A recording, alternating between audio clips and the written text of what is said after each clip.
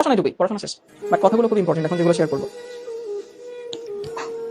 কারণ কিছু কথা বয়ে থাকে না, কিছু কথা শিখতে হয়। ওকে, আচ্ছা তোমাদের কিছু জিনিস বুঝাই। তোমরা কি দুটো পার্থক্য বুঝো? মনোযোগ দিয়ে শোনো সবাই। পাপ আর হচ্ছে অপরাধ, পার্থক্য বুঝো? পাপকে ইংলিশে বলা হয় সিন, অপরাধ ইংলিশে বলা হয় ক্রাইম। যারা পার্থক্য জানো তো জানো, যারা জানো না পার্থক্যটা বলে দিই। সেটা হচ্ছে সমস্ত অপরাধ পাপ, কিন্তু সমস্ত পাপ অপরাধ না। এখন পাপ কোনটা? যারা মুসলিম আছে সেটা হচ্ছে কোরআন হাদিসে আমাদের যেগুলো করতে বলা হয়েছে সেগুলো না করা, আর যেগুলো করতে বলা হয়নি সেগুলো করা, এটাকে বলা হয় পাপ। যেমন তুমি নামাজ না পড়লে তোমার পাপ হবে। ওকে, এবার হচ্ছে অপরাধ কি? অপরাধ অবশ্যই পাপ, কিন্তু অপরাধ বলতে বোঝাই দুই রকমের হক আছে। তোমরা যারা আদি করছো, একটা হচ্ছে হাকুল্লাহ, মানে আল্লাহ আমাদেরকে যেগুলো করতে বলছেন, আল্লাহর প্রতি আমাদের যে দায়িত্বগুলো আছে, দায়িত্ব বলতে যে করণীয়গুলো আছে সেগুলো হচ্ছে হাকুল্লাহ, মানে আল্লাহর হক বোঝায়। আর একটা হচ্ছে হাক্কুল ইবাদ। হাক্কুল ইবাদ বলতে বোঝায় আল্লাহ সৃষ্টির প্রতি আমাদের যে দায়িত্ব আল্লাহ আমাদেরকে দিয়েছে সেগুলো হচ্ছে হাক্কুল ইবাদ। তো তুমি যদি চুরি করো অবশ্যই পাপ হবে এবং এটা অপরাধ। তার মানে যদি বলা হয় যে পাপ এবং অপরাধের মধ্যে কোনটা আসলে বেশি ভয়ঙ্কর, অপরাধটা হচ্ছে বেশি ভয়ঙ্কর। কারণ তুমি অপরাধ করা কোনটা পার্থক্য বোঝাই দিই। নামাজ না পড়াটা হচ্ছে পাপ, রোজা না রাখা হচ্ছে পাপ। অথবা তুমি হতেছে কি বলো, তুমি যদি ধরো ফোনে তুমি আজেবাজে জিনিস দেখছো, সেটা কিন্তু একটা পাপ। কিন্তু তুমি নামাজ না পড়লে আরেকজনের ক্ষতি হচ্ছে। ধরো তুমি তোমার মতো করে থাকো, তুমি নামাজ পড়ছো না, অবশ্যই তোমার পাপ হচ্ছে, আরেকজনের কি ক্ষতি হচ্ছে? হচ্ছে না কিন্তু। ধরো কেউ একজন রোজা রাখলো না, রোজা রাখে না সে, কেউ একজনের সামর্থ্য আছে সে হজ করতে যায়নি, সে পাপ করছে, অবভিয়াসলি সে পাপ করছে, সে অপরাধ করছে না। তার এই নামাজ না পড়া বা রোজা না রাখার সাথে সাথে কিন্তু অন্য কারো সরাসরি ক্ষতি হচ্ছে না।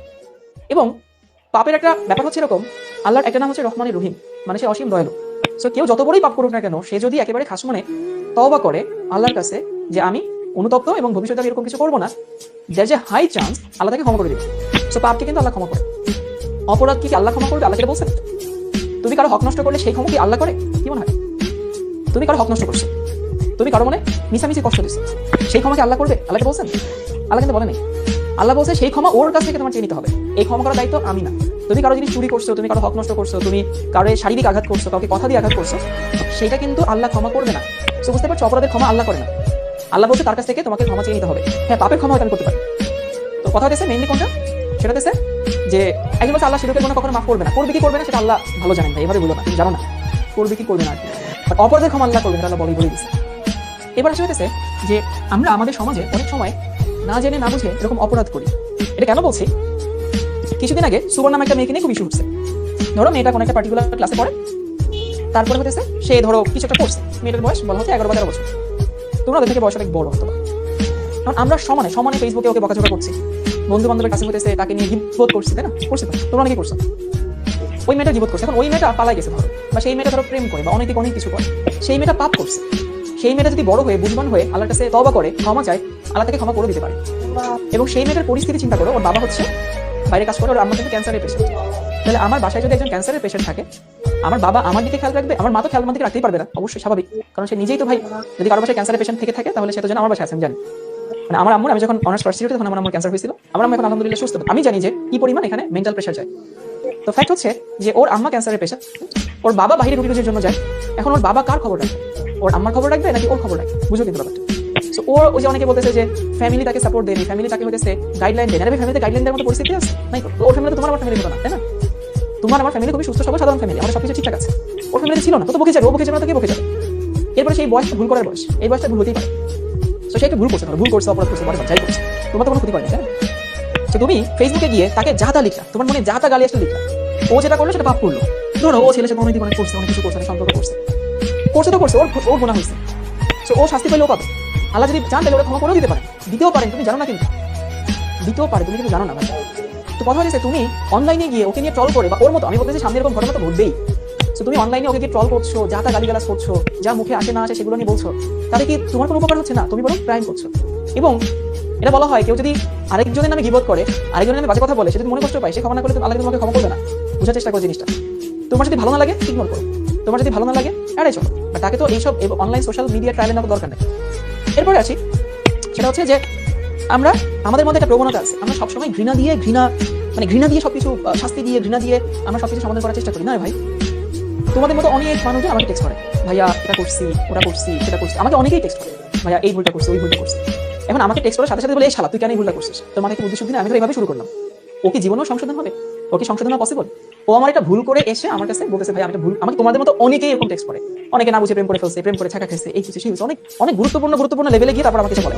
কারণ আমি যদি সাথে সাথে ওই 2-3টা কথা শোনাই দিই, এই তুই এটা কেন করছিস, তুই এটা কেন করছিস, ভাই ও জীবনে ঠিক হবে না।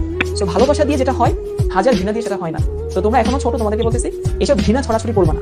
তোমরা করো না আমি জানি, বাট যদি কারো এভাবে হয়তো কোনোদিন চিন্তা করো না, ভালোবাসা দিয়ে অনেক কিছু সমাধান করা যায়, ভালোবাসার মাধ্যমে অনেক কিছু সমাধান করা যায়। তোমার একটা ভালো কথায় একটা মানুষের স্বস্তি ফিল হয়, তার মন থেকে দোয়া আসে। তোমার একটা সাপোর্টিভ কথায় একটা মানুষ স্বস্তি ফিল করে, তার মন থেকে দোয়া আসে। চেষ্টা করবা তুমি যেন কারো স্বস্তির কারণ হয়, তুমি যেন কারো অস্বস্তির কারণ না হয়, এটা চেষ্টা করবে। সেটা হোক অনলাইন, সেটা হোক অফলাইন। তোমার কথার মাধ্যমে কেন আরেকজন কষ্ট পাবে, বা তাকে কষ্ট দিয়ে তোমার কোনো লাভ নাই ভাই। এমন যদি হতো তাকে কষ্ট দিয়ে তুমি 1,00,000-2,00,000 টাকা পেতেছো, তাহলে না তুমি কষ্ট দিতে বুঝতাম যে তোমার লাভ আছে। তোমার কোনো লাভ নেই, তুমি জাস্ট একটা মেন্টাল অ্যাংজাইটি থেকে তুমি তাকে বললে। আরেকটা কথা হচ্ছে ভাই, আমরা সবসময় যার দোষটা উপরে উঠে তাকেই দোষী করি। তুমি নিজে চিন্তা করো তো, তোমার জীবনে কি এমন কোনো ঘটনা নাই যেটা এরকম প্রকাশে আসতে তোমার মান সম্মান যেত? জাস্ট চিন্তা করো, তুমি আমি এরকম অনেক কিছু করছি, খালি সামনে আসে নাই দেখে আমরা আছি এখন, আমরা বড় বড় কথা বলি। সামনে যদি আসতো আমরা এই বড় বড় কথা বলতে পারতাম না। সো হয়তো তোমারটা সামনে আসেনি, আমারটা আসছে, বা আমারটা সামনে আসেনি, তোমারটা আসছে। সো কথা হচ্ছে তোমাদের হয়তো এখনো নাই, বাট বড় হলে দেখবা আমাদের সবার জীবনে এরকম কিছু না কিছু ইভেন্ট আছে যেগুলো সবাই জেনে গেলে আমাদের মান সম্মান কিছু থাকতো না। তো কথা হচ্ছে ভাই, কেউই আসলে ধোয়া তুলসী পাতা না, কেউই আসলে এত সাধু না যে আমি কিছু করি না, আমি কিছু পারি, আমি কিছু জানি না, আমি একদম ভালো ধোয়া তুলসী পাতা। ব্যাপারটা এরকম না রে ভাই। সো চেষ্টা করবা একটা মানুষের জায়গা বুঝতে, অনলাইন হোক অফলাইন হোক, কাউকে তোমার কথা, তোমার কাজ কোনো কিছুর জন্য কষ্ট না দাও। আর কোনো কিছু সমাধান, কেউ যদি অপরাধ করে তার শাস্তি নিয়ম অনুযায়ী যেটা হবে সেটা হবে। তুমি কেন সেখানে পার্টিসিপেট করতে যাবা? তুমি কেন একটা মানুষের কষ্টের কারণ হবে? দরকার তো না। তো এগুলো করলে ফ্রাস্ট্রেশন, এগুলো বোঝা যায়, মানে ফ্রাস্ট্রেটেড মানুষ এগুলোতে হচ্ছে বেশি করে। তো যদি মনে হয় কাউকে তুমি কাউন্সিলিং, ধরো তোমার বাসায় হইতেছে, তোমার বাড়ির পাশে দেখলে কেউ যে ঢুকে যাচ্ছে, তাকে ভালোবাসা দিয়ে বুঝাও, শোনাও, তাকে চেষ্টা করো।